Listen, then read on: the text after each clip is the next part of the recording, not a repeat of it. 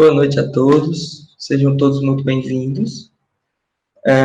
Estamos agora dando início ao nosso simpósio multidisciplinar de saúde pública da Paraíba. E de antemão agradecemos a todos a participação dos alunos, dos professores, dos profissionais da área da saúde e outros aqui reunidos, e que estão aqui presentes de diversos lugares do país e de todas as áreas do conhecimento da saúde. Gostaríamos de dizer que estamos muito felizes em recebê-los e que estamos dando abertura ao nosso primeiro dia de evento e esperamos que esse primeiro dia seja muito proveitoso para todos vocês. Lembramos que esse evento está sendo realizado pela LIASC, a Liga Acadêmica de Saúde Coletiva de Campina Grande, e a LIASC é uma liga acadêmica multidisciplinar sediada na Unifacis, em Campina Grande, e associada à LASF, a Associação Brasileira de Ligas de Saúde Coletiva, de Saúde da Família, perdão. Tem como coordenadoras a professora doutora Romaine Fernandes e a professora doutora Micheline Dutra. Agora, eu gostaria de convidar o professor Josivan, que vai apresentar a palestra Gestão de Riscos nas Emergências em Saúde Pública, Ameaças, Vulnerabilidades, Recursos Disponíveis para o Manejo de Emergências.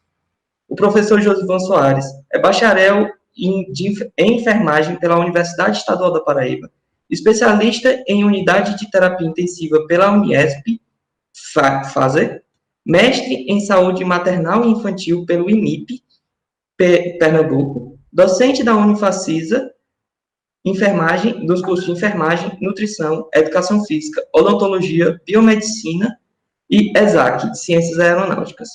Ela é coordenadora da pós-graduação em enfermagem de urgência e emergência e terapia intensiva pela Unifacisa, fundador da Sala 1, instituição de aprendizagem e assessoria educacional e profissional.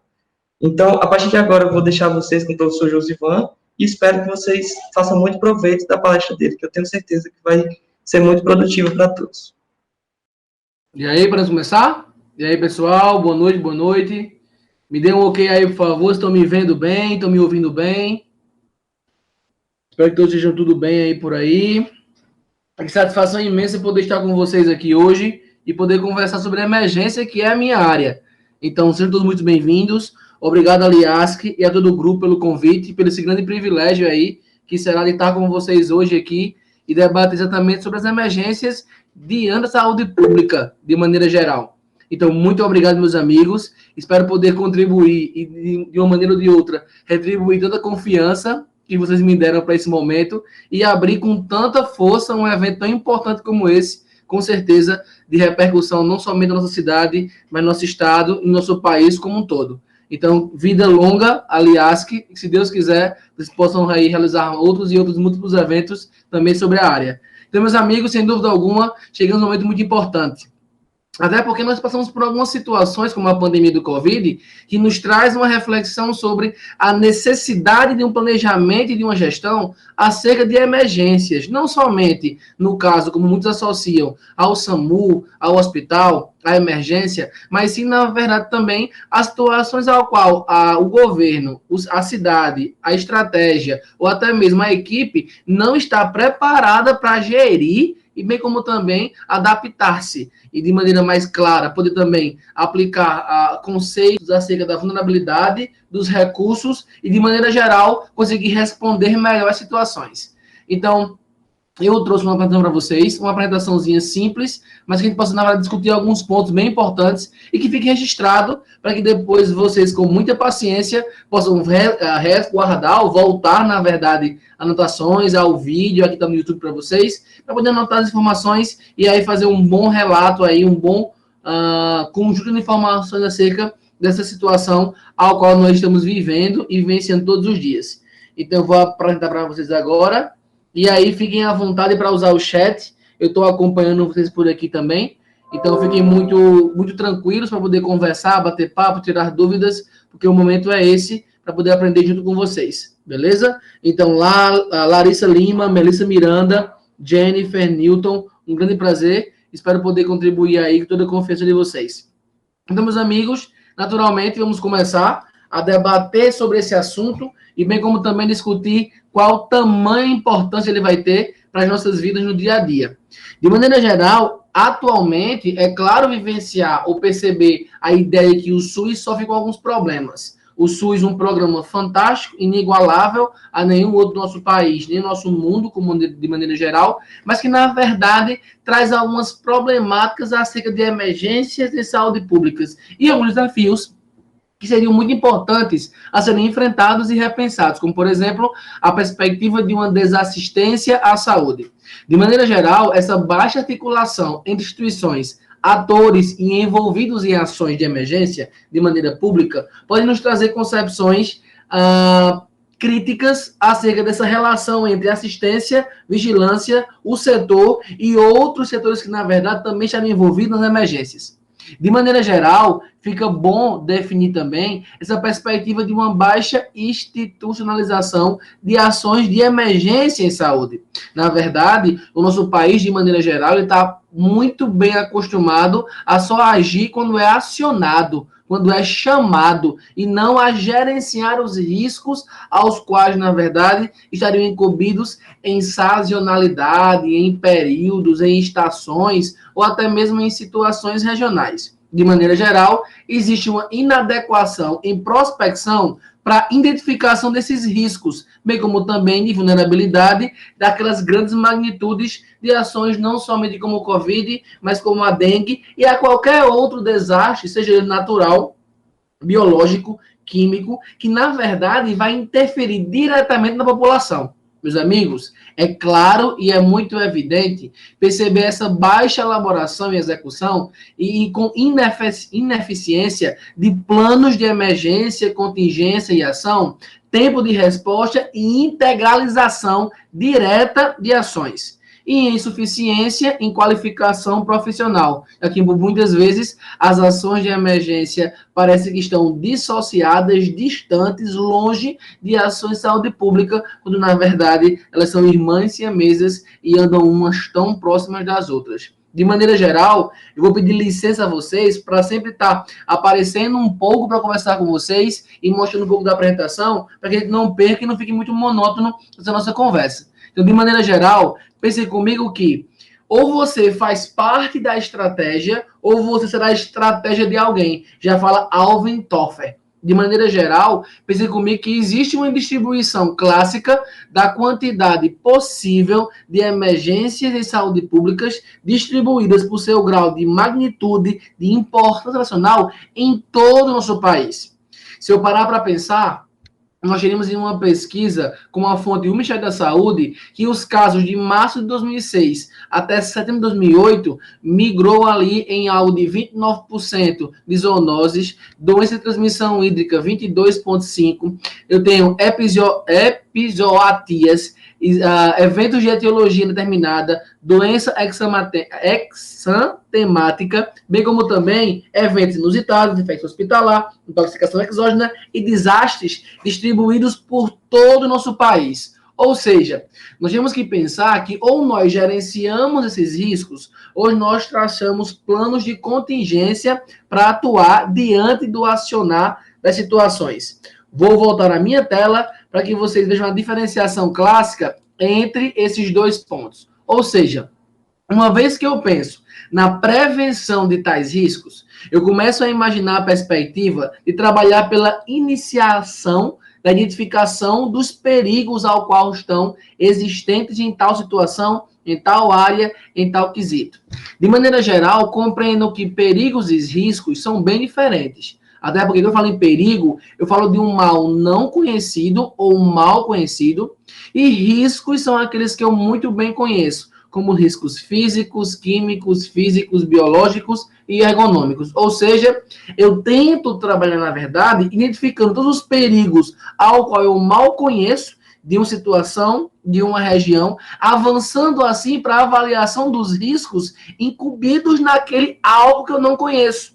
Automaticamente avaliando todos esses riscos, eu penso na perspectiva de reduzi-los e traçar um plano de emergência, treinando todos aqueles profissionais que ali estão.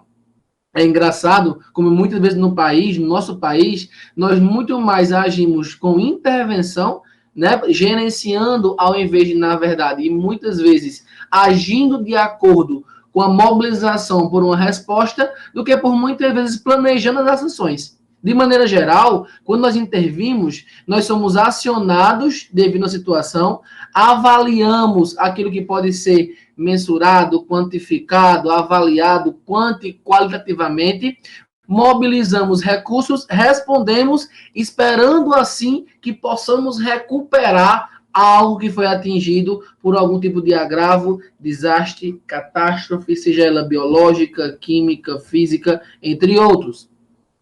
É claro, uma vez na nossa história, quando eu começo a comparar, por exemplo, a Boate Kiss, quando só começam a avaliar e pesquisar e investigar e supervisionar as boates após mortes significativas e com um valor social de agravo muito alto diante de uma situação nacional.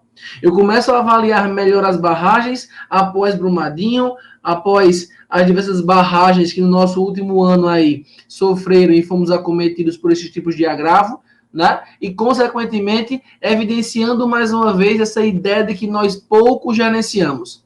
Se eu puder trazer para um exemplo bem palpável, social mesmo, eu começo a avaliar a faculdade, por exemplo. Uma faculdade ao qual, na verdade, o aluno entra e que, por muitas vezes, ao invés de gerenciar os riscos, ao qual, por exemplo, poderia ser uma reprovação na disciplina, ele começa a contingenciar muito mais.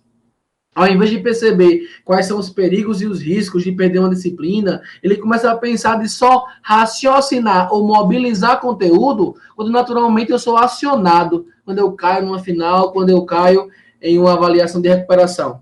Bem como também na nossa vida pessoal, nos casamentos, na vida como um todo, nós temos a tendência a querer muito mais intervir do que prevenir. E isso pode ter um resultado muito caro diante de tudo. Até porque, uma vez que eu identifico os perigos e transformo todos eles em riscos, ou seja, em algo previsível, algo que eu já conheço e bem conheço, eu consigo fazer análises qualitativas, quantitativas e, através disso, traçar planos de resposta e, bem como também, acho que, sem dúvida alguma, a parte mais importante, monitorar, acompanhar o comportamento dos riscos que eu tenho a todo tempo, adequando, assim, a exposições existentes diante do agravo. Ou seja, eu poderia muito bem definir catástrofe, segundo a OMS, como um fenômeno ecológico súbito de magnitude suficiente onde se necessite de uma ajuda externa.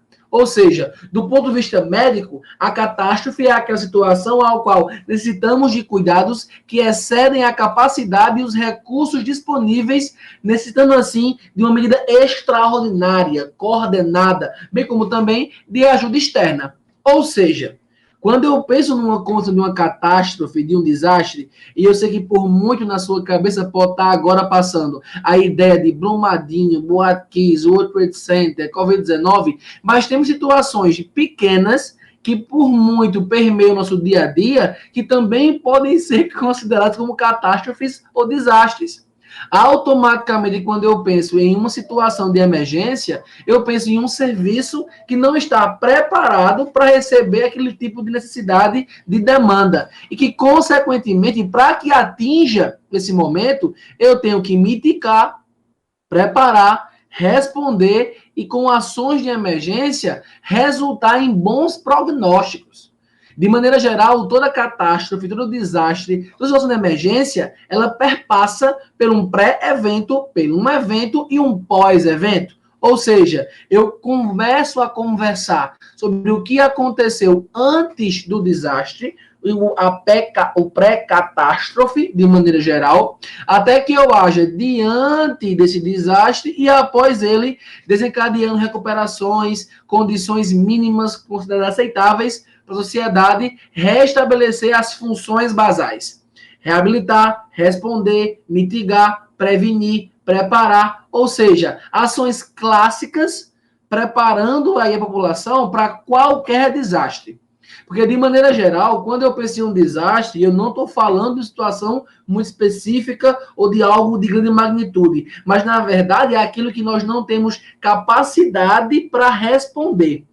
Em alguns municípios, por exemplo, onde eu tenho apenas 2 ambulâncias e eu tenho um ocupante ou um piloto, né?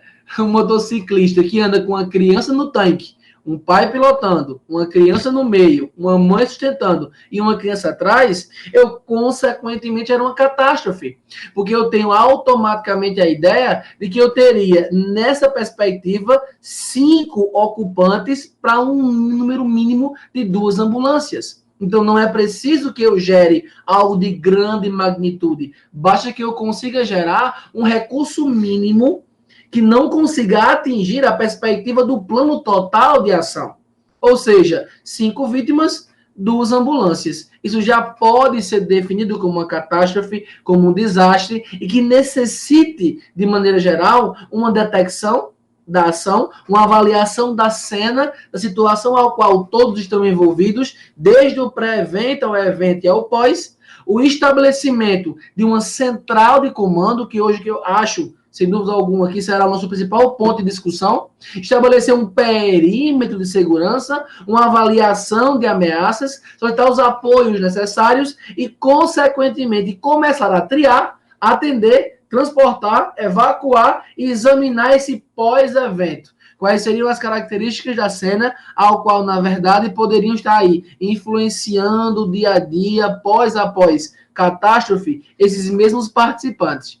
De maneira geral, compreenda comigo que eu tenho que estabelecer valores, competências e habilidades profissionais que fomentem em vocês a capacidade de atuação eficaz diante de qualquer acidente, incidente ou até mesmo uma catástrofe, desastre de grande magnitude, seja ela uma condição biológica, viral, ao qual nós estamos vivendo todos os dias aí, desde março ou meados de janeiro para cá, no Brasil especificamente, ou até mesmo algo mais físico, talvez ergonômico, talvez químico, talvez aí até mesmo radiológico. Então, vê só, compreendam comigo que para que vocês estejam preparados para atuar, coordenar, gerenciar e, através disso, observar recursos, vulnerabilidades e ações ou planejamentos diante de uma ação de emergência, seja ele na saúde pública ou em qualquer outra área da saúde de maneira geral,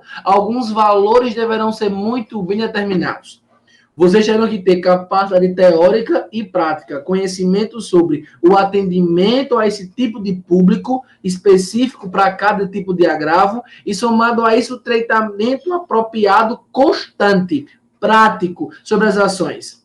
Organização sobre as propostas ao qual esse evento traduz no dia a dia da comunidade e bem como também, além disso, comunicação, humildade de saber conhecer as limitações e respeitar as características hierárquicas de organização, liderança, interação entre equipes, regulação hospitalar com portas de retaguarda para que possam, na verdade, dar suporte a essa demanda, interação pré e intra e ainda pensar no planejamento, como avaliar, reavaliar e mudar o plano constantemente, dia a dia, momento a momento. Eu poderia citar para vocês alguns exemplos clássicos, como o naufrágio Titanic, que teve mais de 1.500 mortos lá em 1912. Eu posso citar para vocês o incêndio do edifício Joelma, 191 mortos, mais de 300 feridos em 74. O World Trade Center, colisão do voo 3054 da TAM, foi aproximadamente 199 mortos, 2007. Indonésia, tsunami, Boate Kiss, Barragem do Fundão, Minas Gerais, 2015, 19 mortos. E Barragem de Brumadinho, 186 mortos aproximadamente. Mas nós temos, de maneira geral, catástrofes que nem são naturais, nem são provocadas por humanos, como contaminação bacteriológica, contaminação tóxica, algo automobilístico ou naufrágio de maneira geral, mas também relações dinâmicas mistas, que chamamos de geodinâmicas. Eu posso imaginar que, na verdade, esses grandes desastres ou emergências de grande magnitude passariam por 3 aspectos de níveis de complexidade 1, 2 e 3, ou seja, que é controlável dentro de uma região, 2, que excede a capacidade de resposta médica e requer um auxílio emergencial regional, e 3, de maneira mais específica, que necessite de um apoio federal, nacional, estadual, para poder responder. Ou seja, toda vez que eu penso nessa perspectiva sobre esse plano, e aí me desculpem se eu estiver sempre indo para o lado, é porque eu tenho 3 telas na minha frente, uma com vocês, uma com a apresentação e outra, na verdade, com o chat para poder observar vocês, mas toda vez que eu penso numa emergência em saúde pública por desastre, eu penso na perspectiva se são realmente naturais, se tem a ideia tecnológica ou emergenciais. Mas tudo isso perpassa pela mesma ideia, a perspectiva de preparar, prevenir, responder e recuperar diante de um evento. Ou seja, uma investigação, um acionamento ao centro de operações de emergência em saúde, para que eu tenha ações coerentes no pré-evento, no pós-evento, desde que eu passe pelas ideias do coordenar, planejar, educar, capacitar, atribuir recursos, informar a comunicação, avaliar e controlar todo esse processo. De maneira geral, compreendam que existe uma preocupação na saúde pública clássica sobre a capacidade expressiva da morbimortalidade nesse mundo contemporâneo. Porque, na verdade, vai existir uma necessidade de uma preparação em capacidade de resposta que, por muitas vezes, não são avaliadas as características vulneráveis, sociais, as econômicas e as ambientais, que também influenciam diretamente no impacto ao risco da saúde humana. Ou seja, nós temos que compreender que essa preparação diretamente irá reduzir as emergências, os impactos, e bem como também preparar melhor cada esfera da gestão do SUS, seja ela municipal, estadual ou nacional, para interagir melhor entre os serviços. Ou seja, diante disso, pense comigo que uma emergência em saúde pública, ela é caracterizada como uma situação ao qual eu demande um emprego urgente de medidas de prevenção, controle, contenção de riscos, danos, bem como também nas características epidemiológicas, surtos, epidemias, desastres ou qualquer uma desassistência à população. Então, sim, eu posso caracterizar uma emergência em saúde pública, a condição ao qual alguns serviços apresentem alas corredor, alas aos quais, na verdade, os pacientes são encaminhados para os corredores, esperando assim uma assistência hospitalar necessária, adequada para cada tipo de agravo. Ou seja, a ideia nossa hoje é compreender a necessidade de gerar um sistema de controle e um modelo gerencial capaz de comandar, controlar e coordenar toda e qualquer operação em resposta, em uma articulação forte entre os atores envolvidos na cena, na perspectiva de pré-definir recursos, articulações, comunicações, melhor aproveitamento pessoal, profissional, material, para otimizar todo e qualquer resultado diante da emergência. Lembre, meus amigos, fiquem muito à vontade para conversar aí no chat do YouTube, no chat do seu acesso, para que a gente possa tirar as suas dúvidas acerca desse processo. Então, diante disso, pense comigo uma coisa.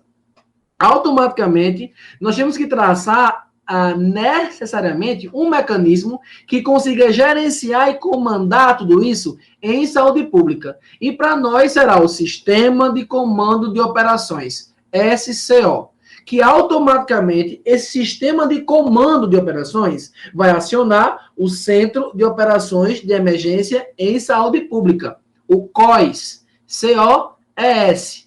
Na verdade, a estrutura do COES incorporada a esse sistema de comando de operações vai permitir o quê? Uma estruturação hierárquica com comandos claros, definidos e adaptáveis para cada situação.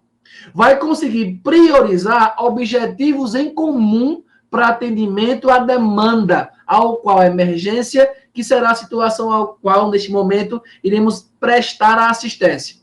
Eu tenho que usar uma terminologia comum para todos os órgãos envolvidos, para todos aqueles que, na verdade, estão envolvidos na cena e, de maneira geral, introduzir uma integração e padronização em toda a comunicação entre os serviços, com planos, ordens e comandos consolidados, validados, embasados para que, na verdade, eu possa resultar em bons prognósticos e evoluções para os nossos pacientes.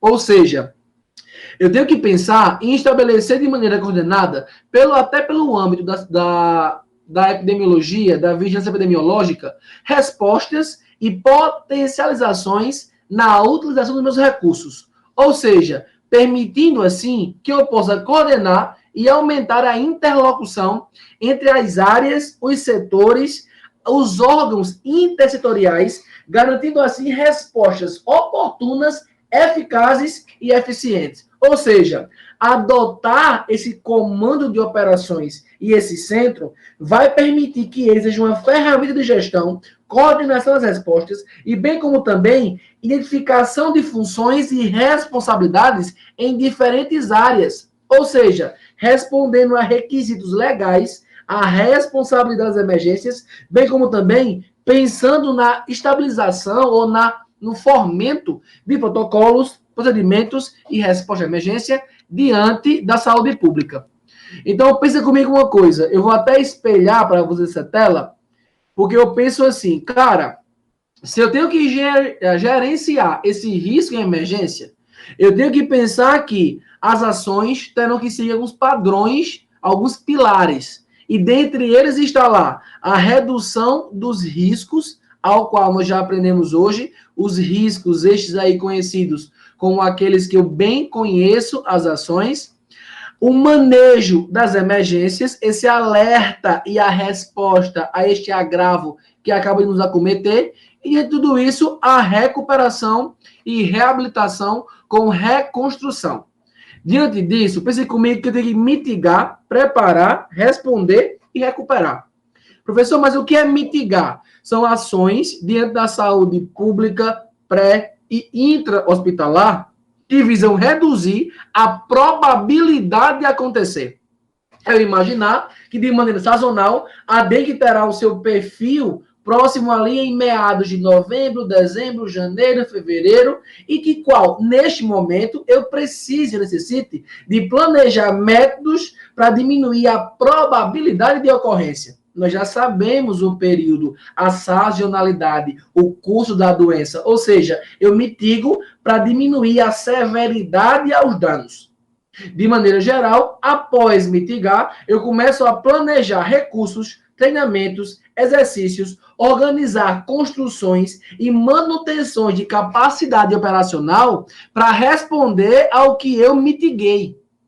Então, eu preveni, eu reduzi a ocorrência e reduzi a severidade dos danos através de ações de planejamento, ações de treinamento, recurso e capacidades operacionais. Após realizar isso, eu respondo com ações imediatas que naturalmente salvarão vidas e protegerão a prosperidade do meio ambiente e as necessidades públicas. E aí, pensando em mitigar, preparar e responder, vem o ponto final, que é a recuperação, que, sem dúvida alguma, em várias situações, é aquela etapa onde nós mais falhamos. Ou seja, atividades e programas que conseguem retomar a um nível aceitável a região, a população, a cidade e todos aqueles que estão envolvidos diretamente e indiretamente.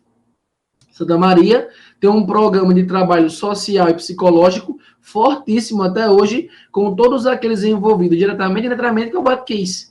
Brumadinho, mais uma vez, mas acabamos falhando em alguns processos. Ou seja, a ideia é organizar uma resposta. Ou seja, primeiro, identificar quais são os níveis de autoridade, monitoramento e decisão que eu tenho.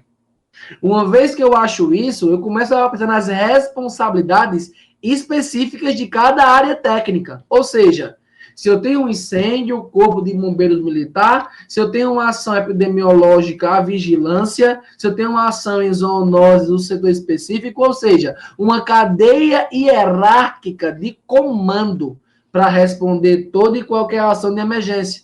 Ou seja, eu começo a pensar na ideia de estabelecer mecanismos de coordenação, orientação, comando, para envolver todos aqueles atores diretos e indiretos a essa resposta emergencial. Ou seja, chegando nesse ponto, eu consigo pensar na ideia de elaborar protocolos específicos de ação, de gestão, bem como também de deslocamento de recursos, caso assim eu precise. Nós temos 7 tipos de Covid, né, atualmente. É provável que eu tenha um 8º, um 9º, um 10º? É muito provável. E quais são as ações que eu terei que mitigar, que preparar, que responder, pensando na ideia de uma pandemia tal qual essa ou até muito maior do que essa? Quando eu penso em algumas situações, como o desabamento de um prédio, quais são as ações, os planos e que responsabilidades eu terei organizacional para responder a um novo desabamento de um prédio, a uma nova situação acerca da dengue, a uma condição sobre a zika, chikungunya, entre outros. Ou seja, nós temos que pensar em estabelecer padrões e listas de contato sobre localização da situação, tempo oportuno para atendimento, setores internos, externos envolvidos, listas com nomes, telefones, endereços, responsabilidades, instituições, de maneira geral, a gerar até mesmo uma rotatividade profissional. Eu penso que uma das poucas equipes, talvez, ou empresas que façam isso rotineiramente é a Infraero. Se você imaginar que a Infraero anualmente prepara um simulado que coloca mais de 50 a 60 vítimas ao mesmo tempo, para treinar a comunidade ao redor do aeroporto, polícia, defesa civil, bombeiros, polícia florestal, civis, profissionais da saúde, para se preparar para um dia, quando a aeronave precisar ser acionado, meus amigos, a Infraero tem um banco de profissionais guardados. Eu fiz parte do treinamento e eu sei que etapa eu vou intervir, que material eu vou usar e automaticamente, caso seja preciso, eles me ligam, entram em contato por telefone, por e-mail, por rede social, informando o corpo de voluntariado de emergência para uma atuação prevista. É uma das poucas empresas que eu vejo assim, de maneira mais nacional, trabalhar um plano e uma organização de resposta muito clara. Todo mundo já sabe como agir. E são indivíduos que permitem gerar uma rotatividade. Até porque ações de emergência não serão ações pontuais. Elas poderão perdurar por horas, dias, semanas ou meses. E, consequentemente, eu vou precisar de uma rotatividade e de uma mudança de responsabilidade para gerar ações mais ativas. Ou seja, identifico quem são os especialistas, elaboro uma lista de contatos. Faço uma manutenção de um inventário de recurso humano, recurso físico, recurso financeiro, especificando o plano, a resposta, o local e como deslocar o material. Análise de toda e qualquer necessidade e deficiência. Já era claro e evidente que uma hora ou outra o Covid ia chegar no Brasil. Então, quais seriam as deficiências reais e potenciais que iriam gerar alteração em capacidade de resposta? Ou seja, como identificar e fortalecer o meu plano e a minha organização de resposta? Capacidade de capacitar, formar profissionais todos envolvidos na cena, execução de exercícios simulados periodicamente, dia a dia, mês a mês, regular, para alta complexidade. Avaliação de capacidade existente, tanto para resultados como simulados, exercícios, como também se deu certo, se deu errado. Avaliação crítica do processo. Revisando dia a dia todo esse processo, esse protocolo, essa ação, as lições aprendidas, os eventos reais, o que me falta, o que eu preciso melhorar. Vamos imaginar que alguns tipos de agravos são muito comuns em outros estados, bem como também em outras regiões ou países. Mas a ideia é possível de acontecer aqui? É tão possível quanto? Quantas escolas não são invadidas por pessoas armadas? Quanto, na verdade, de catástrofes naturais acontecem e a população por si só não consegue reagir a isso? Por falta de treino, capacidade de resultados e potencialização de recursos, sejam eles humanos, físicos, financeiros. Nós, não fazemos isso em nossa própria vida. Essa gestão de recursos, ou seja, o ficar desempregado ele é uma possibilidade. Só que eu tenho que organizar uma resposta caso esse desemprego chegue antes do previsto. Só que todo mundo espera acontecer para automaticamente poder responder. E nem sempre a resposta é o que se espera. E nem sempre a resposta é o que se planejou pelo pouco tempo de organização. Ou seja, eu tenho que pensar em formar centros de operações de emergência, os COIs, para que possam, na verdade, de maneira mais específica, atuar na saúde pública, e é uma das metas do Ministério, para promover uma resposta coordenada, articulada, integrada com todos os atores envolvidos. Tomada de decisão, informações estratégicas, enfrentamento das emergências, ou seja, responsável por coordenar ações clássicas de resposta, mobilizando recursos, restabelecendo serviços, ações, articulação e informação nas 3 esferas: municipal, estadual, nacional, federal e até mesmo, sendo necessário, uma ativação no mundo de maneira geral. Ou seja, a decisão seria ativar o COIS.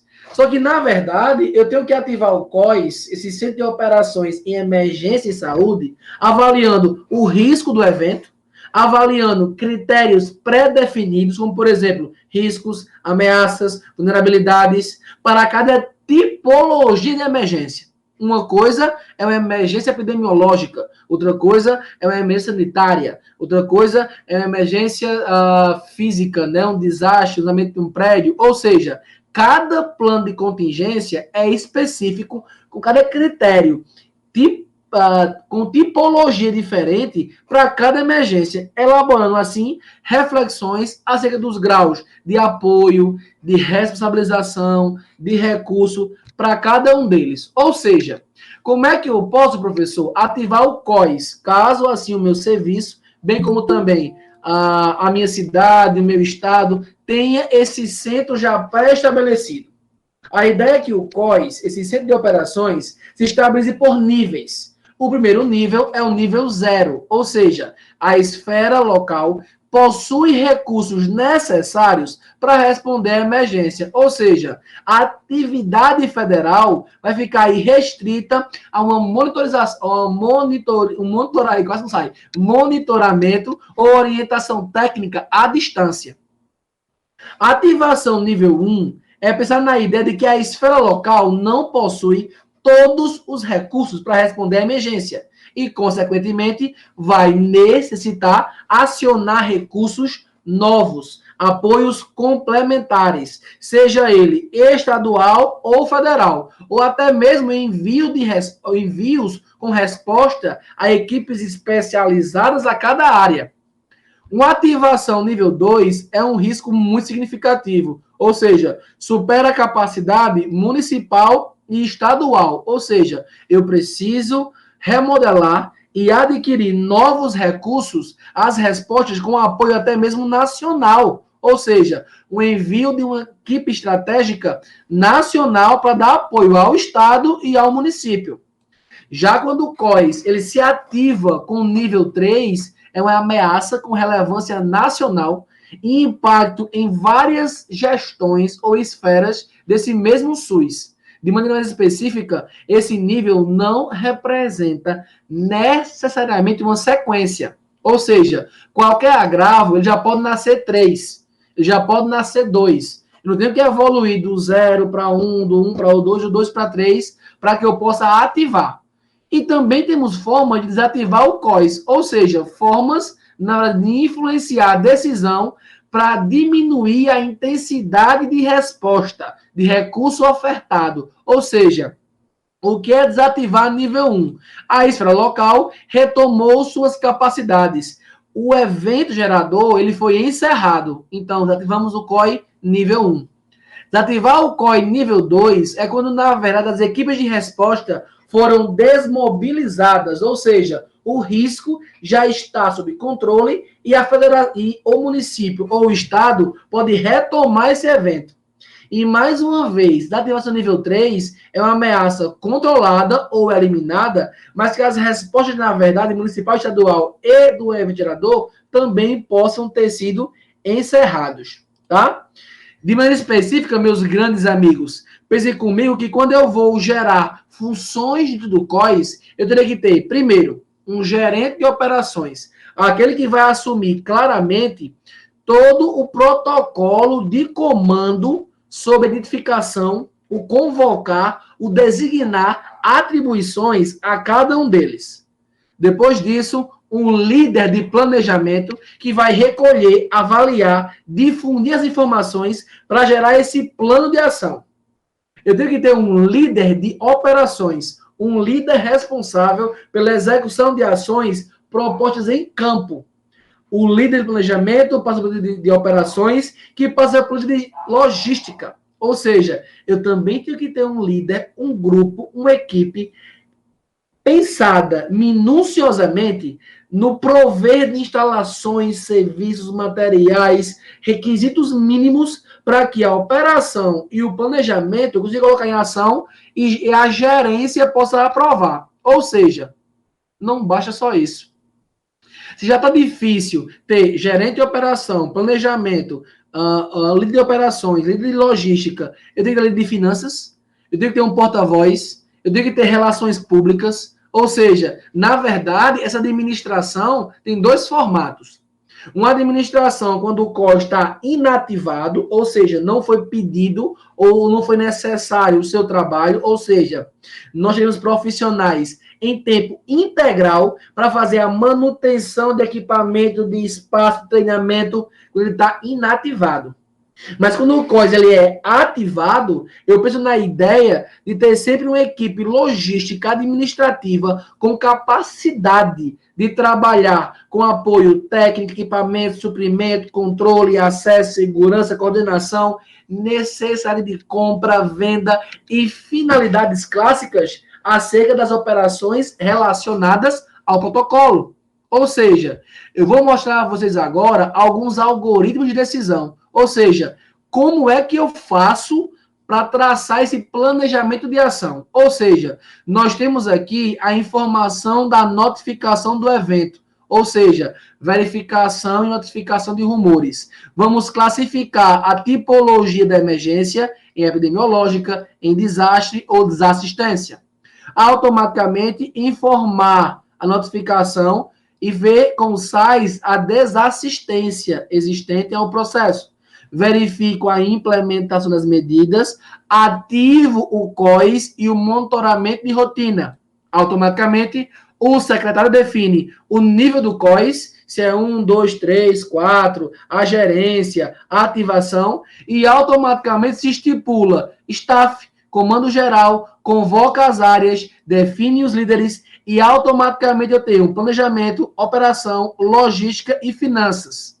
Todos se reunindo em reuniões de debriefing e briefing, ou seja, para ouvir, discutir, modelar, remodelar o plano, construir, destruir e reconstruir, disponibilizar informes sobre o evento, mobilizar as equipes quando esta houver para desativação, oficina de lições aprendidas e revisão do plano quando necessário e quando a emergência ou a catástrofe for encerrada ou eliminado.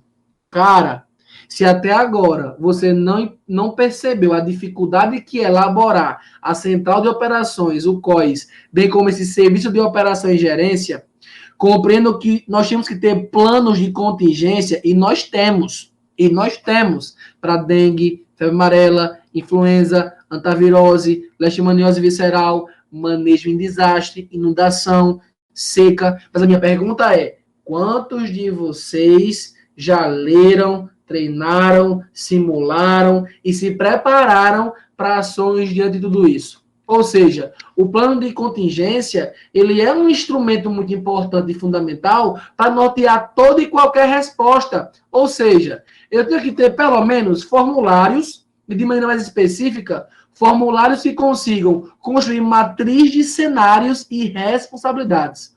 Meu cenário é esse, a responsabilidade dessa equipe aqui. O meu cenário é esse, o apoio responsável é esse aqui.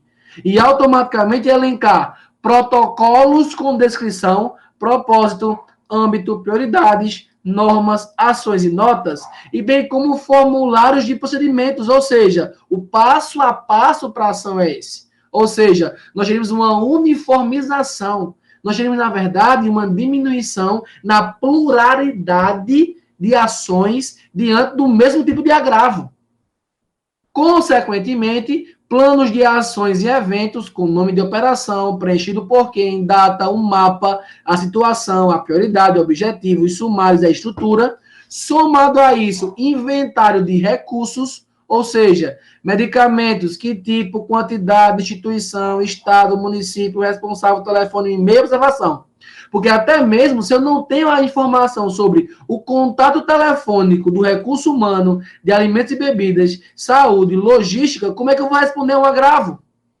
De maneira geral, como é que eu vou responder tecnicamente a emergências químicas, radiológicas, nucleares, se eu não sei sobre a ação da saúde e de outros setores, quem é o coordenador responsável, quem é o responsável por isso e quem é o apoio que vai gerenciar as ações de suporte biológico, químico, radiológico e nuclear. Ou seja, se você pensar num desastre simples, que de simples não tem nada, mas, por exemplo, uma situação ao qual eu tenho desabamento, um tiroteio, um esfaqueamento, algo de menor complexidade, talvez, de menor magnitude, compreendo que eu tenho, no mínimo aqui, gerar uma área quente, uma área morna e uma área fria.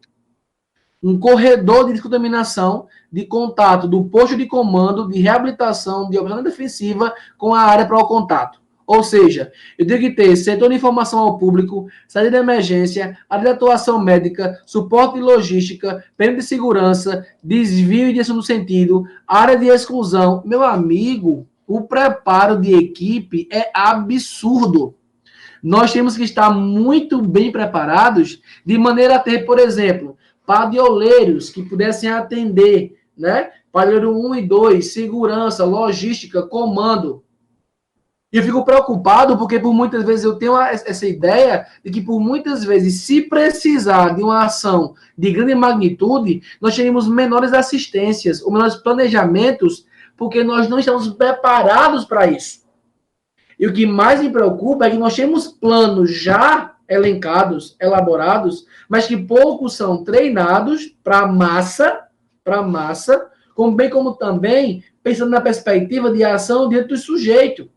Porque, às vezes, nós treinamos, sim, treinamos médicos, enfermeiros, auxiliares, técnicos, nutricionistas, mas por muitas vezes, na situação, ao redor da cena, eu tenho muito curiosos, familiares, pessoas que não fazem parte diretamente da cena, mas que também vão atrapalhar no pós-evento, vão querer entrar, vão querer se envolver, e por muitas vezes complicando uma cena que já não é fácil.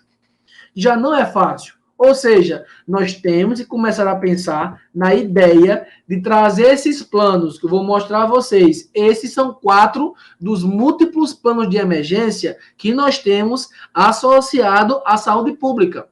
Nós temos o plano de emergência e resposta à saúde pública. Nós temos o plano de contingência à pública por inundação, por seca, por material químico, biológico, radiológico, nuclear, por seca e estiagem, inúmeros planos já traçados pelo Ministério, pelo COIS, pelo Centro de Operação, para responder essas demandas.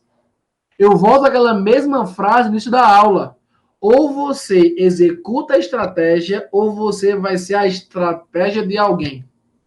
Porque, meus amigos, para concluir a minha fala, eu sei que o tempinho é muito curto e o assunto é bem complexo, mas para barco que não sabe para onde ir, qualquer vento serve. E diante de uma emergência, seja ela química, biológica, radiológica, nuclear, seca, estiagem, inundação, meus amigos, os ventos têm que levar para o mesmo caminho. Portos seguros, com bons prognósticos dos pacientes, para os clientes envolvidos, para a cidade, estado, município, bem como também federação envolvida na cena. Eu acho que o principal pensamento de hoje, sem dúvida alguma, tem que ser esse. Preparar, gerenciar, mitigar, responder para ter melhor recuperação, para ter melhor ação diante do sujeito. para que, na verdade, nós não sejamos pegos de surpresa sempre. Pegos sempre desprevenidos, sempre não preparados.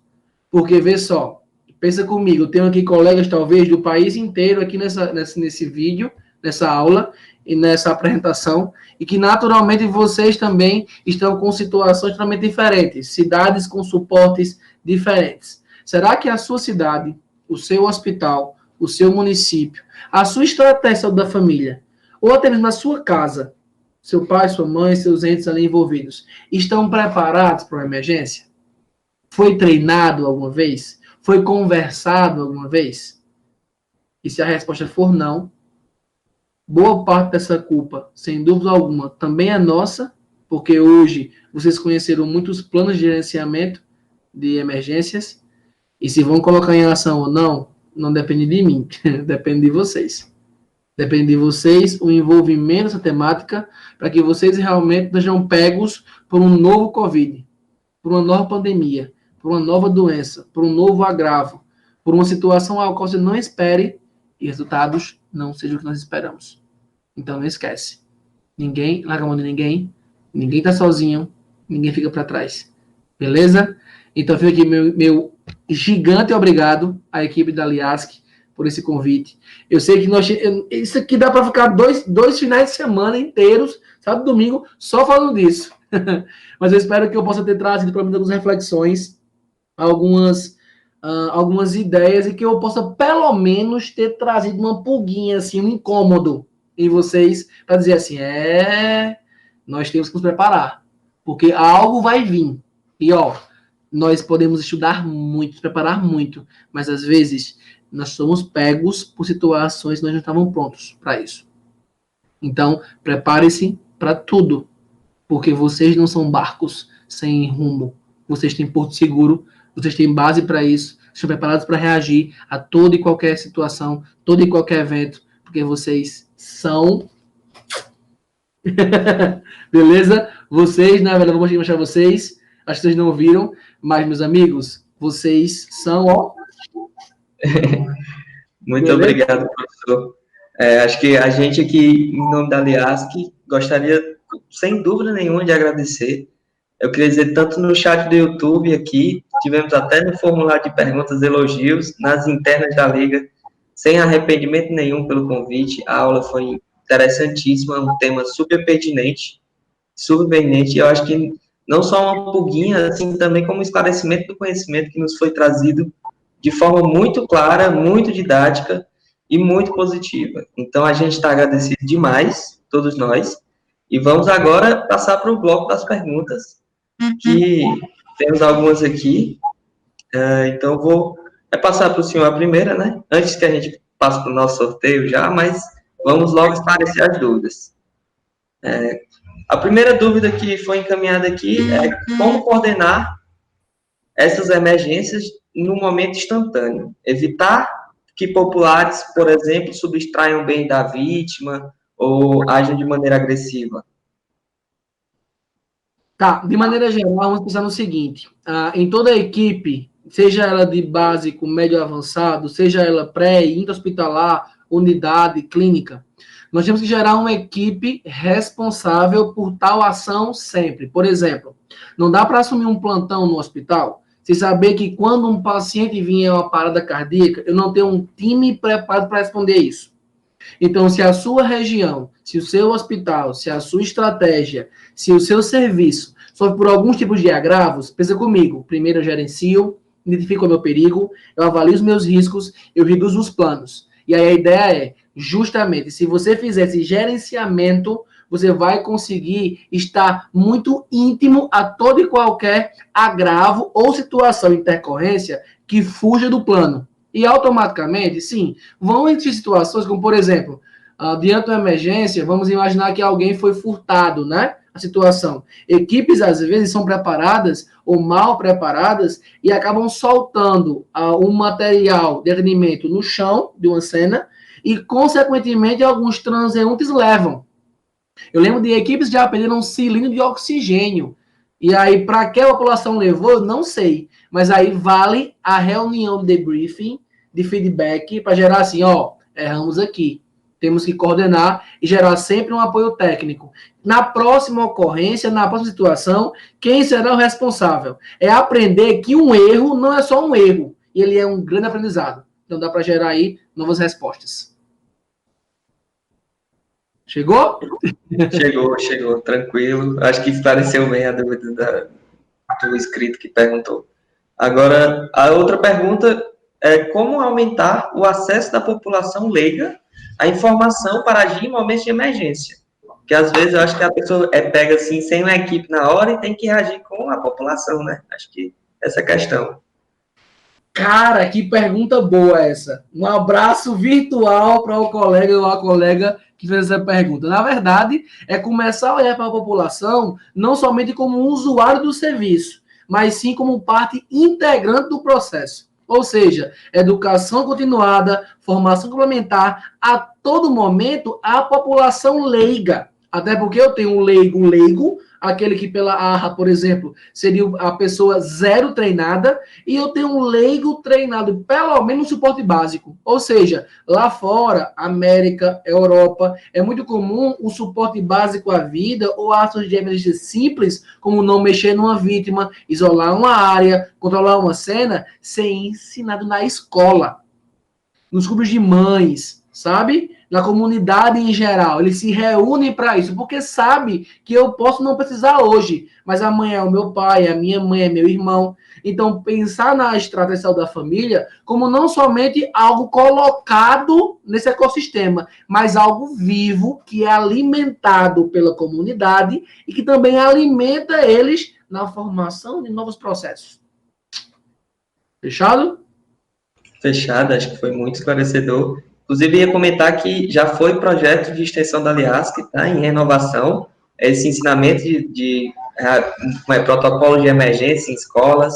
Estamos trabalhando com a escola aqui de Campina Grande, já levando isso, e super positivo, essa construção da saúde básica, que chega até a emergência, né? Atingindo de base.